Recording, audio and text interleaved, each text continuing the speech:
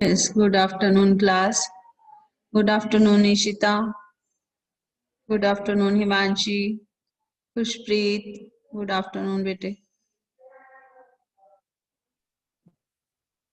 Good afternoon, Mohit. Khushpreet.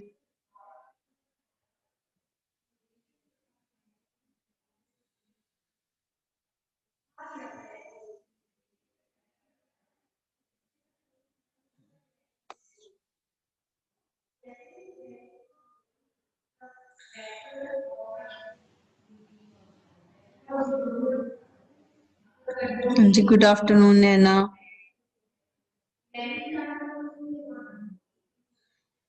हम chapter पढ़ रहे थे माटी वाली का और इसके हम करने हैं वो हमने प्रश्न उत्तर। Good afternoon ma'am. हाँ जी, गुड आफ्टरनून नैना। मोहित, गुड आफ्टरनून। हम बात पढ़ रहे थे माटी वाली और इसके प्रश्न उत्तर का हमने डिस्कस, चैप्टर हमारा कंप्लीट हो गया। माटी वाली का मैंने आपको पीडीएफ भेजना है, आप इसकी प्रश्न उत्तर आपने लिखने हैं, ठीक है, कॉपी में, और इसको याद भी करना है, लिखने भी हैं प्रश्न उत्तर और आपने ये याद भी करने हैं, ठीक है।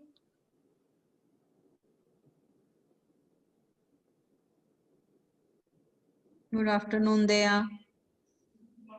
बच्चे बहुत लेट आते हैं, एक क्लास छोड़ते हैं। तरुण शर्मा, गुड आफ्टरनून।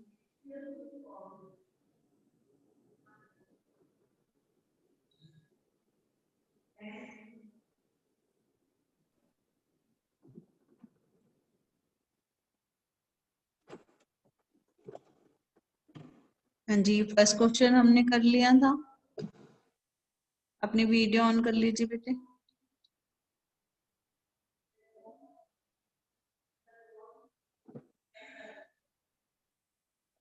ये प्रश्न हमारा हो गया था, कल हमने किया था, शहरवासी सिर्फ माटी वाली को ही नहीं उसके कंटर को भी पहचानते हैं। और वो कौन से कारण है जिसके कारण माटी वाली को सब जानते थे। ये प्रश्न हम पढ़ चुके हैं, इनकी एक बार रीडिंग कर लेते हैं।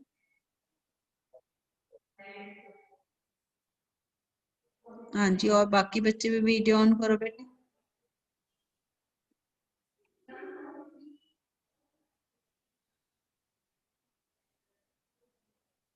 हाँ जी, शहरवासी सिर्फ माटी वाली को ही नहीं उसके कंटर को भी पहचानते हैं। कौन से कारण थे जिस कारण वो माटी वाली को सब पहचानते थे, ठीक है। चलिए इस प्रश्न को हम पढ़ते हैं। अब हिमांशी ये क्वेश्चन रीड कीजिए। कल मैंने आपको ये 2 क्वेश्चन करवा दिए थे, 3, भूख मीठी के भोजन मीठा, यहाँ तक इनकी एक रिवीजन करते हैं। हाँ जी, पढ़िए। कौन पढ़ेगा? नैना, खुशप्रीत? हाँ जी, रीडिंग कीजिए। Yes ma'am. हाँ जी, खुशप्रीत कीजिए। मैम क्वेश्चन भी साथ में पढ़ दो। हाँ जी, क्वेश्चन पढ़ना तभी तो समझ आता है, बिना प्रश्न के समझ नहीं आता। प्रश्न 1, शहरवासी सिर्फ माटी वाली को नहीं उसके कंटर को भी अच्छी तरह पहचानते हैं। आपकी समझ से वे कौन से कारण रहे होंगे जिनके रहते माटी वाली को सब पहचानते थे? उत्तर, शहरवासी माटी वाली तथा उसके कंस्तर को इसलिए जानते होंगे क्योंकि पूरी टहरी शहर में केवल वही अकेली माटी वाली थी। कंस्तर के द्वारा ही वह माटा खान से शहर तक मिट्टी पहुंचाती थी। उसके कोई प्रतियोगी नहीं था। माटी वाली की लाल मिट्टी हर घर की आवश्यकता थी, जिससे चूल्हा चौका और घरों की दीवारें की पुताई की जाती थी।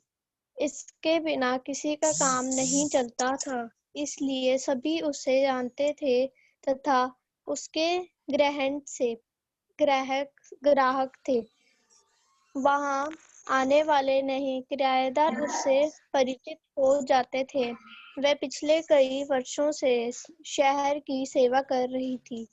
साथ ही माटी वाली एक हंसमुख स्वभाव वाली मिलनसार महिला थी। इस कारण स्वाभाविक रूप से सभी लोग उसे जानते थे।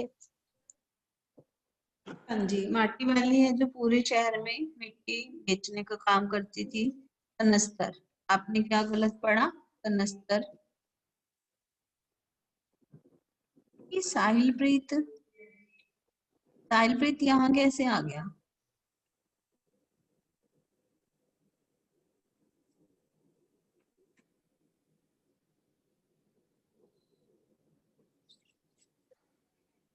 गलती से आ गया होगा वो। 10th का है ये तो साहिलप्रीत। 9th में तो साहिलप्रीत नहीं है ना कोई, है ना? गलती से जी आया। मैम। हाँ, साहिलप्रीत 9th में तो नहीं है, वो तो 10th में है साहिलप्रीत तो। ये पता नहीं कैसे आ गया इधर, गलती से आया होगा। हाँ जी, शहरवासी सिर्फ वो माटी वाली को नहीं, उसके कनस्तर को भी पूरी तरह पहचानते थे, क्योंकि वो पूरे शहर में, टिहरी गढ़वाल में है, उत्तराखंड में पड़ता है शायद। वहां पर जो है आ, तो वहां पर है जो, वो टिहरी शहर में मिट्टी बेचने का काम करती है। और माटा खान है, शहर से बाहर है, वहां पर से मिट्टी लाती है, अपने कनस्तर में डालकर वो पूरे शहर में मिट्टी बेचती है। मिट्टी लोगों हर घर में चाहिए, क्योंकि चूल्हा चौके और दीवारों को लीपने के लिए उनकी जो है, उनको पवित्र सुच्चा बनाने के लिए मिट्टी की जरूरत होती थी। तो सब, हर कोई जो व्यक्ति था उसको अपना चूल्हा जो है साफ सुथरा करना था, इसलिए मिट्टी की जरूरत थी। तो हर कोई उसे जानता था। अगर शहर में कोई किराएदार भी आते थे तो वो भी उससे परिचित थे, क्योंकि उनको भी मिट्टी की जरूरत तो सबको पड़ती थी। और उसको कोई प्रतियोगी नहीं था, और कोई बेचने वाला नहीं था, सिर्फ माटी वाली थी। और कई वर्षों से शहर शहर की सेवा कर रही थी। वो हंसमुख स्वभाव वाली मिलनसार महिला थी। ठीक है, इस कारण स्वाभाविक रूप से ही उसे सब पहचानते थे। अगला प्रश्न है, माटी वाली के पास अपने अच्छे या बुरे भाग्य के बारे में सोचने का समय क्यों नहीं था? चलिए, कौन पढ़ेगा? दया, पढ़िए।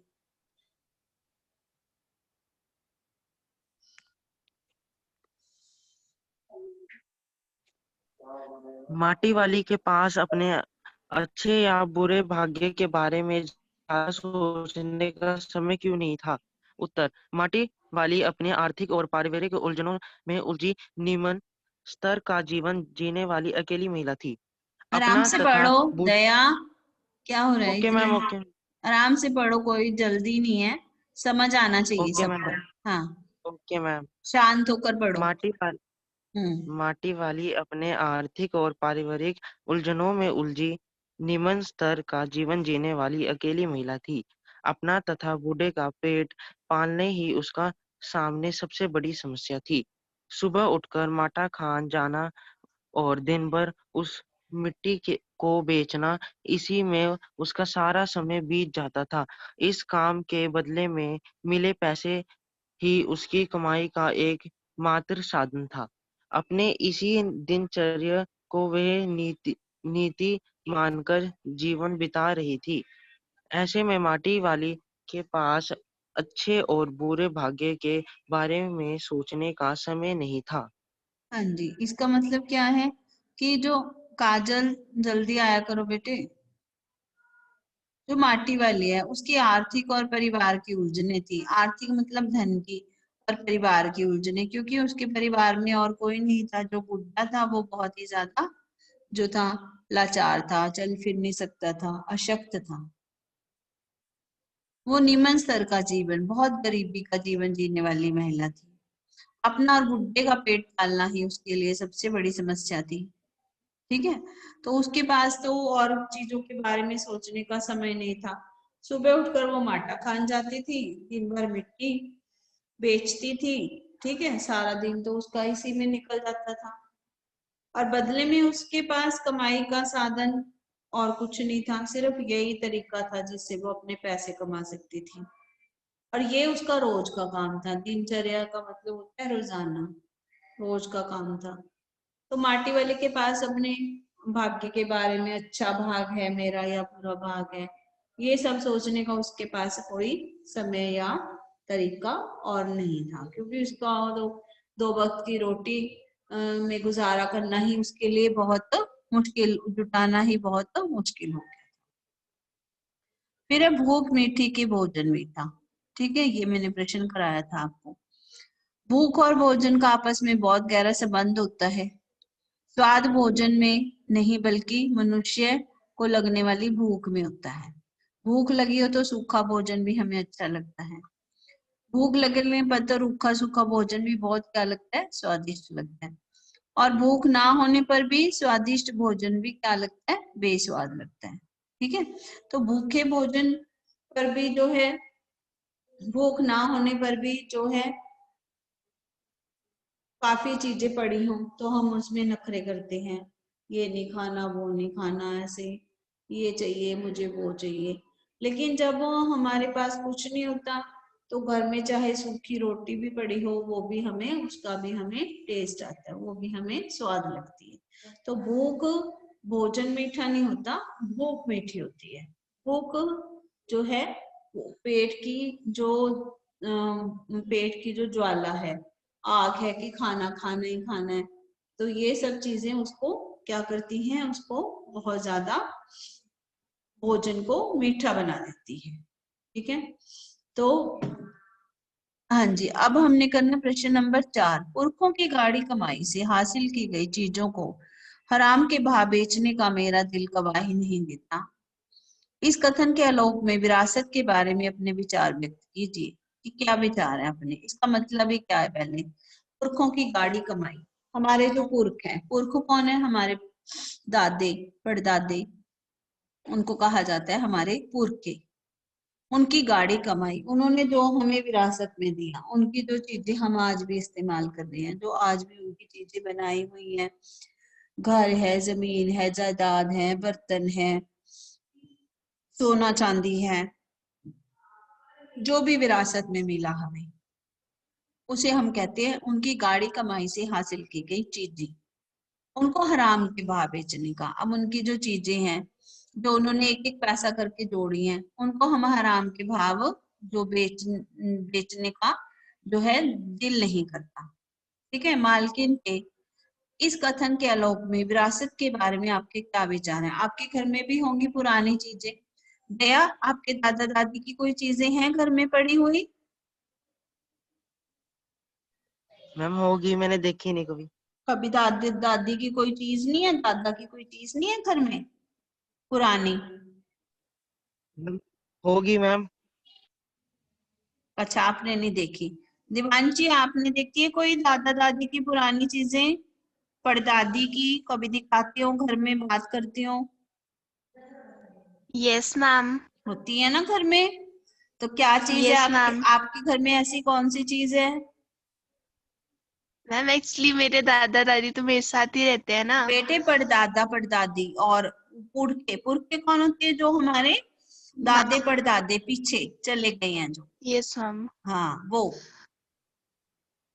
मैम उनकी क्लोथ्स है। हाँ, आपने देखा होगा जरी के कपड़े होते हैं पुराने टाइम में, यस मैम। बहुत अच्छे अच्छे उनका सामान होता था। पीतल के बर्तन होते थे उस टाइम, वो बड़ी बड़ी प्रांतें होती थी, बड़े बड़े ग्लास चलते थे उस टाइम, बड़ी बड़ी कटोरियां होती थी। है कि नहीं? वो घरों में होती है ना। किसके घर में है वो? Yes ma'am. हिमांशी, आपके घर में है ऐसी कोई चीजें? Yes ma'am. क्या चीजें हैं? पीतल के बर्तन। हाँ, पीतल के बर्तन होते थे। ग्लास का साइज देखा आपने कितना बड़ा होता था, है ना। थालियां होती थी पीतल की। अब तो प्लेटें हो गई ना छोटी छोटी शुरू, पहले बड़ी बड़ी थालियां होती थी, पीतल की होती थी। पीतल के ही वो लोटे होते थे, है ना। और ईशिता, आपके तो आप तो गांव भी जाके आते हो, गांव में भी रहते हो, तो आपने देखा होगा। Yes ma'am. गांव में तो बहुत सामान होता है ना। Yes ma'am. हाँ, दादा दादी का। हाँ दिवांशी, क्या कहना है आपको? मैम कुछ नहीं, गलती से हो गया था। चलिए अब पढ़ते हैं। हमारे पुरखों ने अनेक संघर्ष किए, मतलब अपने जीवन में बहुत मेहनत की है, ठीक है। तो इन संघर्षों के बाद इन चीजों को पाया है उन्होंने। अपने एक एक पैसा जोड़ करके घर बार, ठीक है, घर का सामान, सारी चीजें बनाई। इन वस्तुओं का मूल्य हमें धन से नहीं आंक सकते। हम इसका मूल्य ये नहीं कर लगा सकते कि ये इतने पैसे की है, इतने रुपयों की है। ये तो उनकी दी हुई धरोहर है, ठीक है ना, उनकी वस्तुएं हैं जो उनकी निशानियां हैं। अगर हम इन वस्तु में वृद्धि नहीं कर पाते, मतलब इनको बढ़ा नहीं सकते, तो इनको कौड़ियों के दाम बेचने का भी हमें हक नहीं है।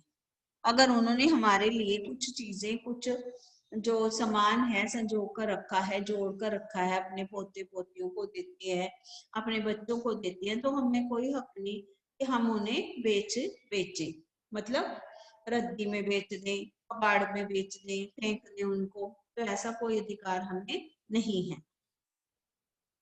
तो कुछ लोग स्वार्थ के कारण, अपने मतलब के कारण औने पौने दाम में, मतलब वही बोला ना मैंने, कबाड़ में बेच देते हैं। ये कदापि उचित नहीं है, बिल्कुल सही नहीं है। इसके पीछे छिपी भावना और मेहनत को समझना चाहिए। अब वो बेचारे, उन्होंने कैसे कैसे एक एक पैसा करके ये सब जोड़ा होगा, और तब उनको ये जो है चीजें उनको मिली होंगी। यहाँ पर घर की मालकिन के विचार में वाकई प्रशंसा है, प्रशंसा के काबिल है, जो उसने अभी तक अपने पुरखों की विरासत को संभाले हुआ है। माटी वाली ने उनके घर में गिलास देखे थे ना, पीतल के बड़े बड़े, तब उसने पूछा था, ठीक है, कि ऐसे गिलास तो पूरे शहर में किसी के पास नहीं होंगे। वह उनका मूल्य भी समझती है। पुरखों से मिली विरासत आने वाली पीढ़ी के लिए प्रेरणा स्रोत है, कि हमें भी समाज में रहते हुए जो है चीजों को बनाकर बचा कर रखना चाहिए। तो ऐसी चीजों को कहा गया है कि ऐसी चीजों को हमने संभाल कर रखना है, उनको संजो कर रखना है आगे के लिए, ठीक है। तो चलिए पढ़िए ये दोनों प्रश्न। भूख मीठी के भोजन मीठा। प्रणव जल्दी आया करो। हाँ जी, चलिए पढ़िए इसको। हाँ जी काजल पढ़िए बेटे, आप पढ़िए दोनों, तीसरा और चौथा प्रश्न। Yes ma'am. हाँ जी पढ़ो। भूख मीठी की भोजन मीठा से क्या अभिप्राय है? भूख और भोजन का आपस में गहरा संबंध है। स्वाद भोजन में नहीं बल्कि मनुष्य को लगने वाली भूख में होता है। भूख लगने पर रूखा सूखा भोजन भी स्वादिष्ट लगता है। मेरी कभी केक है, लंबा लंबा केक है। प्रणव, प्रणव क्या कर रहे हो? प्लीज डिस्टर्ब मत कीजिए, ठीक है। प्रणव डिस्टर्ब नहीं करना बेटे। चलिए मैम दोबारा से पढ़ूं? हाँ दोबारा पढ़ो काजल। भूख मीठी की भोजन मीठा से क्या अभिप्राय है? भूख और भोजन का आपस में गहरा संबंध है। स्वाद भोजन में नहीं बल्कि मनुष्य को लगने वाली भूख में होता है। भूख लगने पर रूखा सूखा भोजन भी स्वादिष्ट लगता है। भूख न होने पर स्वादिष्ट भोजन भी बेस्वाद लगता है। चौथा प्रश्न, पुरखों की गाढ़ी कमाई से हासिल की गई चीजों को हराम के भाव बेचने को मेरा दिल गवाही नहीं देता। मालकिन के इस कथन के आलोक में विरासत के बारे में अपने विचार व्यक्त कीजिए। उत्तर, हमारे पुरखों ने अनेक संघर्षों के बाद इन चीजों को पाया है।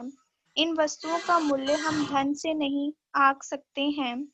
हम चाहे इन वस्तुओं में वृद्धि न कर पाएं, परंतु इन वस्तुओं को कौड़ियों के दाम बेचने का हमें कोई अधिकार नहीं है। कुछ लोग स्वार्थवश इसे औने पौने दामों में बेच देते हैं, जो कदापि उचित नहीं है। हमें इसके पीछे छिपी भावना और मेहनत को समझना चाहिए। यहाँ पर घर की मालकिन के विचार वाकई में प्रशंसा के काबिल हैं, जो अभी तक अपने पुरखों की विरासत को संभाले हुए हैं तथा उनका मूल्य समझती हैं। पुरखों से मिली विरासत आने वाली पीढ़ी के लिए प्रेरणा स्रोत भी होती है।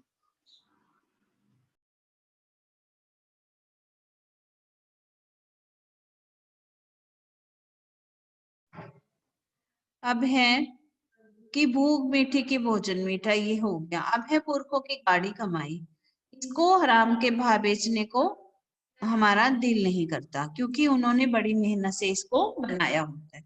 तो ये प्रश्न समझ आ गया आपको? हाँ जी बच्चे, समझ आ गया सबको? हाँ जी बोलिए। देवांशी, दया, इशिता, हिमांशी। हाँ जी, चले आगे करें प्रश्न। अगला करते हैं। माटी वाली का रोटियों को इस तरह हिसाब लगाना उसकी किस मजबूरी को प्रकट करता है? माटी वाली का रोटियों का हिसाब लगाना। अब रोटियों का क्यों हिसाब लगाती है? रोटियों का हिसाब क्यों लगाती है? क्योंकि जो माटी वाली है वो गरीब है, उसकी उसकी चिंता है सिर्फ रोटी का, जो है रोटी का अपने बूढ़े के लिए जो है इंतजाम करना, और उसकी मजबूरी है कि रोटियों का हिसाब लगाना। वैसे तो रोटियों का हिसाब लगाना जो है बुरी बात मानी जाती है, कि कौन कितनी रोटी खा रहा है, कौन 2 खा रहा है, 3 खा रहा है, इस तरह से गिनना ये हमारे जो है घरों में इसको अच्छा नहीं माना जाता, हिसाब नहीं लगाया जाता। कोई कितनी रोटी खा रहा है, जो खा रहा है उसको खिला दें, ये नहीं हिसाब लगाना कि उसने 2 खानी है, कि उसने 3 खानी है, या उसने कितनी रोटियां खानी है। तो ये हिसाब लगाना जो है गलत माना जाता है। तो इसलिए जो बूढ़ी है उसकी तो, माटी वाली है उसकी तो मजबूरी है कि रोटियों का हिसाब लगाना। अब वो रोटियों का हिसाब लगा रही है अपनी मजबूरी में, क्योंकि वो गरीब है, उसको रोटी की चिंता है, फटे हाल है। तो दिन भर में वो इतना भी नहीं कमा पाती कि वो इतना भी नहीं कमा पाती कि अपने बुढ़े का ध्यान रख सके, उसकी देखभाल कर सके अच्छे से।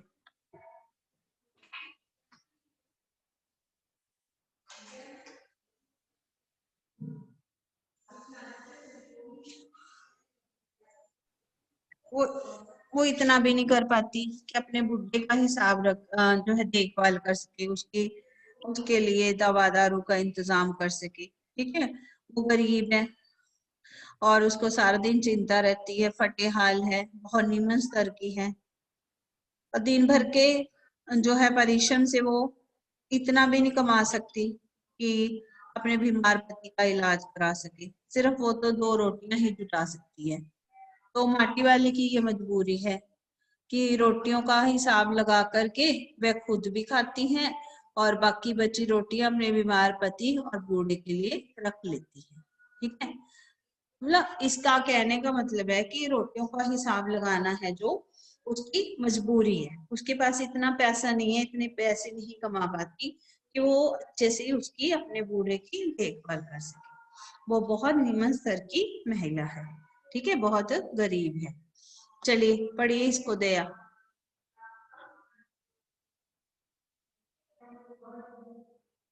दया, दया, ये प्रश्न पढ़िए। Yes ma'am, yes. 5th प्रश्न पढ़िए। माटी वाली का रोटियों का इस तरह हिसाब लगाना उसकी उसकी किस मजबूरी को प्रकट करता है? उत्तर, माटी वाली का रोटियों का हिसाब लगाना उसकी गरीबी, चिंता, फटेहाली और आवश्यकता की मजबूरी को प्रकट करता है। माटी वाली दिन भर के अथक परिश्रम के बाद भी इतना नहीं कमा पाती थी कि उसे वह अपना तथा अपने बूढ़े बीमार पति का पेट भर सके। यह माटी वाली की व्यवस्था ही थी कि रोटियों का हिसाब लगाकर वह स्वयं खाती थी तथा बाकी बची रोटियां अपने बीमार बूढ़े पति के लिए रख लेती थी। हाँ जी, ये उसकी मजबूरी थी कि कुछ रोटियां वो खुद जो है रोटियों का हिसाब लगाती थी, स्वयं भी खा लेती थी हिसाब लगाकर, और बाकी रोटियां अपने बूढ़े पति के लिए रख लेती थी। ये उसकी क्या थी? मजबूरी थी, क्योंकि वो गरीब थी, चिंतित थी, फटेहाल थी, और दिन भर की मेहनत के पास उसके पास इतना नहीं कमाई होती थी कि वे अपने पति का पेट पाल सके। ठीक है, अगला प्रश्न है, आज माटी वाली बुड्ढी को कोरी रोटियां नहीं देगी। इस कथन के आधार पर माटी वाली के हृदय के भावों को अपने शब्दों में लिखिए। माटी वाली का अपने पति के लिए रोटियां बचाकर ले जाना और उसे साग के साथ खिलाना, उसका अपने जीवन साथी के प्रति अटूट प्रेम, जिम्मेवारी, समर्पण, कर्तव्य निष्ठा के भावों को बताता है। क्या है वो? उसका पति से अपने बहुत प्रेम है, अपनी जिम्मेवारी समझती है, उसका पालन पोषण करना, समर्पण है, उसके लिए वो सारा दिन काम करती है, खाना जुटाती है, कर्तव्य निभाती है, अपना पत्नी धर्म निभा रही है। वह अपने पति के स्वाद और स्वास्थ्य दोनों की चिंता करती है, हर हाल में पति को खुश रखना चाहती है। उसके बूढ़े पति के प्रति उसको क्या है? दया है, उसके मन में वात्सल्य है, प्यार है, सहानुभूति है, उसके लिए सहानुभूति भी है। तो हर हाल में वह पति को खुश रखना चाहती है, इसलिए वह उसको कोरी रोटियां, सिर्फ खाली रोटी नहीं देगी, उसको सब्जी भी देगी साथ में। वो अपने पति के प्रति अपनी सारी जिम्मेवारियां निभा रही है, उसके प्रति जो है समर्पण भी है, उससे प्रेम भी है, उसकी देखभाल भी करती है, उसको अपने पति के स्वाद और स्वास्थ्य की भी चिंता है कि वो उसको साग सब्जी भी देगी। ठीक है, तो इसका मतलब ही यही है कि कोरी रोटियां नहीं देगी, उसके साथ जितना हो सके वो उसका ध्यान रखेगी और उसको रोटी के साथ सब्जी का भी इंतजाम करेगी। वो क्यों कर रही है? अपने पति के लिए, क्योंकि उसको अपने प्रति अपने धर्म की जिम्मेवारी निभानी है, उसको अपने पति से प्रेम है। ठीक है, वह उसके प्रति अपना समर्पण दिखा रही है, चाहे तो वो कोई और हो या जो जिसको कोई मजबूरी मतलब कि ना हो तो वो उसको छोड़ के भी जा सकती है कि बूढ़ा है चलो मरने दो, लेकिन वो अपने पत्नी धर्म को निभा रही है, अपनी जिम्मेवारी को निभा रही है, सारा दिन मेहनत करती है और उसके प्रति उसके मन में दया है, प्रेम है, सहानुभूति। फिर है, गरीब आदमी का शमशान नहीं उजड़ना चाहिए। ये मैंने क्वेश्चन आपको वैसे उसमें भी समझा दिया था कि गरीब आदमी का शमशान नहीं उजड़ना चाहिए। पढ़ो इसको दया, ये क्वेश्चन फिर समझाती हूँ। दया, पढ़िए इसको।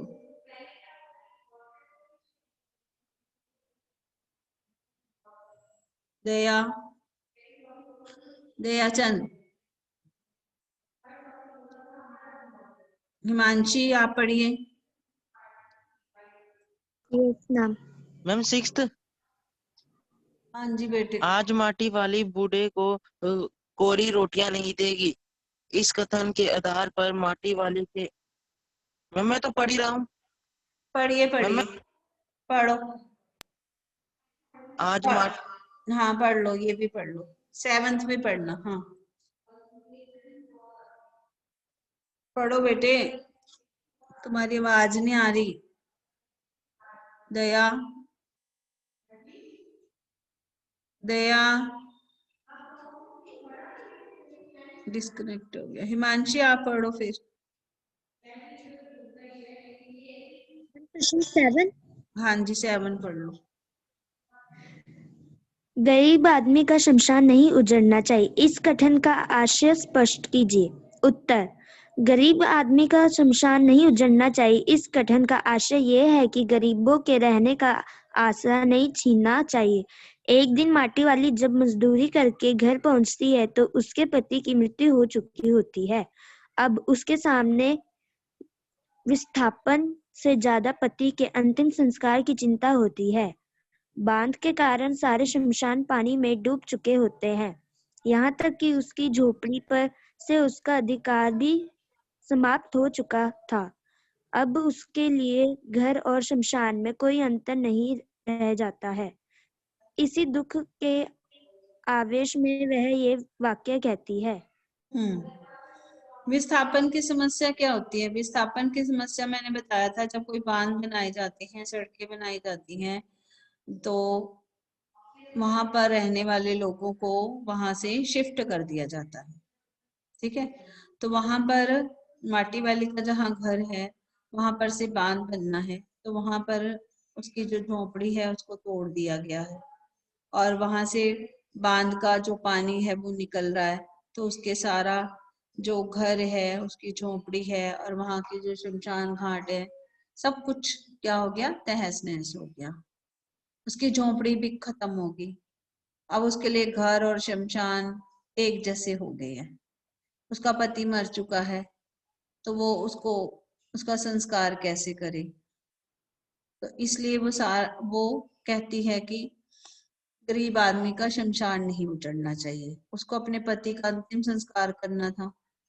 शमशान है जो वो भी नहीं बचे, उसकी झोपड़ी भी नहीं बची, ठीक है, वो जाए तो जाए कहाँ?